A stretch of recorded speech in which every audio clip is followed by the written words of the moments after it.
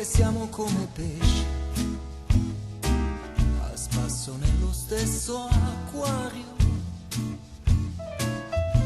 e che siamo tutti uguali, quasi come fratelli,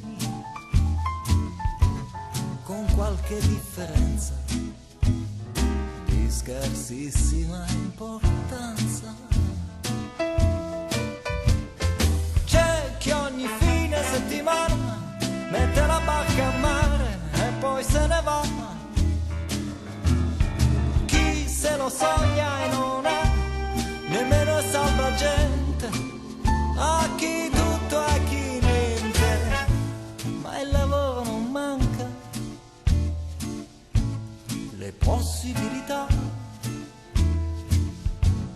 davvero sono tante per chi vuol fare strada. C'è tanta brava gente venuta su dal niente, con qualche conoscenza e un po' di intraprendenza.